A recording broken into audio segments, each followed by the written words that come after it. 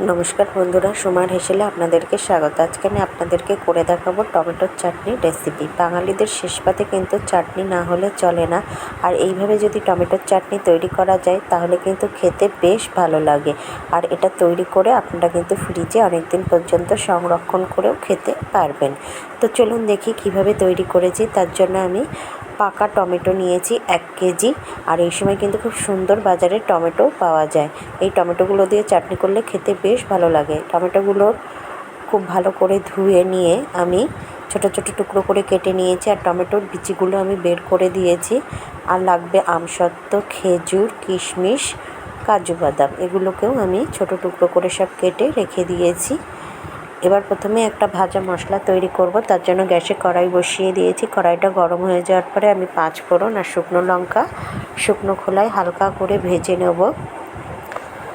শুকনো খোলায় হালকা করে ভেজে নেওয়ার পরে এটাকে আমি ঠান্ডা করব। ঠান্ডা করে মিক্সিতে দিয়ে হাফ ডাস্ট করে নেব, মানে পুরো মিহি গুঁড়ো করব না, একটু দানা দানা রেখেই আমি গুঁড়ো তৈরি করব। এই ভাজা মশলাটা যদি চাটনিতে ইউজ করা যায় তাহলে চাটনির টেস্টটা কিন্তু আরও সুন্দর হয়।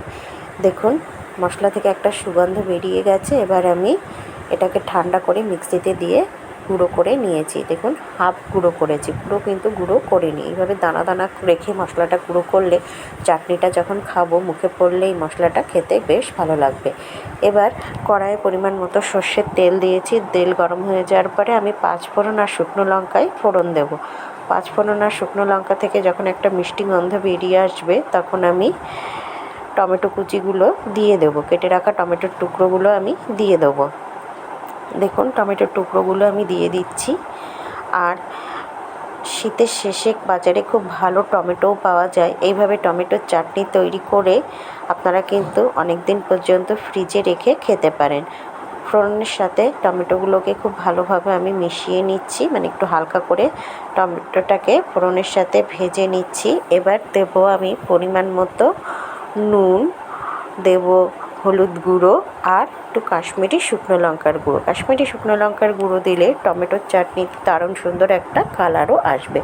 নুন, হলুদ গুঁড়ো আর কাশ্মীরি শুকনো লঙ্কার গুঁড়ো দিয়েও আমি টমেটোটাকে খুব ভালো মতো একটু ভেজে নেব। এইভাবে টমেটোটা একটু ভেজে নিলে টমেটোটা খুব তাড়াতাড়ি নরম হয়ে আসবে। গ্যাসের আঁচটাকে লো টু মিডিয়ামে রেখে কড়াইটাকে মিনিট 5 মতো আমি ঢেকে রাখবো। মিনিট 5 বাদে আমি ঢাকনাটা সরিয়ে নিচ্ছি। দেখুন টমেটোটা কিন্তু অনেকটাই নরম হয়ে এসেছে। আর টমেটো থেকে কিন্তু আস্তে আস্তে জল জল ছাড়তে শুরু করে দিয়েছে। এবার আমি খেজুরগুলো দিয়ে দেবো। যেহেতু খেজুর একটু শক্ত তাই প্রথমেই আমি খেজুরগুলো দিয়ে দিলাম। খেজুরগুলো দিয়েও খুব ভালোভাবে টমেটোর সাথে মিশিয়ে দেবো। খুব ভালোভাবে টমেটোর সাথে নাড়াচাড়া করে নিচ্ছি। দেখুন তাহলে টমেটোগুলোর সাথে খেজুরও একটু নরম হয়ে আসবে। গ্যাসের আঁচটাকে লো টু মিডিয়ামে রেখে আবার আমি কড়াইটাকে ঢেকে রাখবো মিনিট 5 বাদে।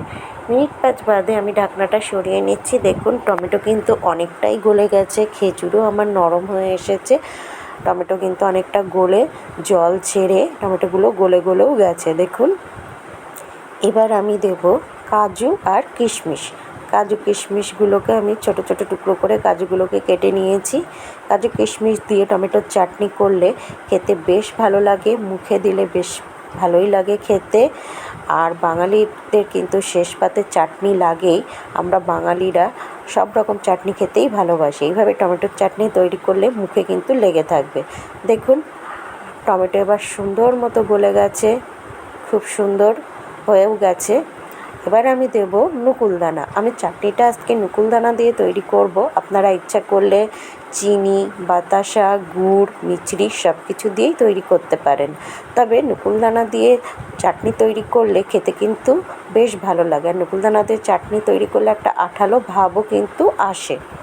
তাই আমি সবসময় নকুলদানা দিয়েই কিন্তু চাটনি করে থাকি।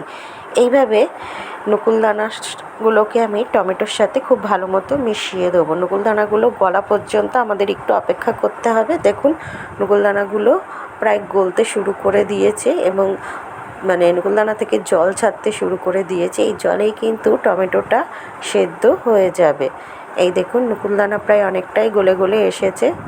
এই দেখুন টমেটোর চাটনিটা আস্তে আস্তে স্বচ্ছ হতে শুরু করে দিয়েছে।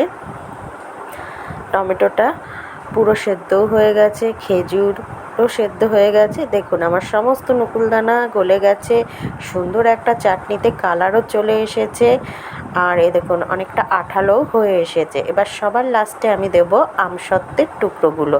আমসত্ত্ব আগে দিলে গলে যাবে, তাই আমি লাস্টে দেব আমসত্ত্বের টুকরো। আমসত্ত্বগুলো আমি দিয়ে দিচ্ছি, দিয়ে খুব ভালোভাবে মিশিয়ে দেব। এভাবে একটা টক মিষ্টি ঝাল চাটনি তৈরি করলে শেষ পাতে খেতে দারুণ লাগে। আমার তো ভালো লাগে, আমাদের বাড়ির সকলেও খুব এইভাবে চাটনি তৈরি করলে খেতে পছন্দ করে।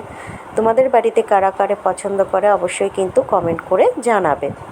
এবার সবার লাস্টে আমি দেব সেই ভাজা মশলাটা। ভাজা মশলাটা দিয়ে খুব ভালো মতো আমি চাটনির সাথে মিশিয়ে দেব, দিয়ে আমি কড়াইটা ঢেকে গ্যাসটা বন্ধ করে দেবো। তারপর কিছুক্ষণ স্ট্যান্ডিং টাইমে রাখার পরে চাটনিটা ঠান্ডা হয়ে যাবে, তখন আমি টমেটোর চাটনিটা সার্ভ করে দেবো। দেখো এইভাবে ভাজা মশলাটা মিশিয়ে দিলাম, ভাজা মশলাটা মিশিয়ে দিয়েছি, আরও সুন্দর টমেটোর চাটনিটা ঘন বা গাঢ় হয়ে এসেছে। এবার কড়াইটা ঢেকে আমি গ্যাসটা বন্ধ করে দেবো। কিছুক্ষণ স্ট্যান্ডিং টাইমে রাখার পরে আমি ঠান্ডা ঠান্ডা টমেটোর চাটনি সার্ভ করে দেবো। দেখো আমার টমেটোর চাটনি সার্ভ করা হয়ে গেছে।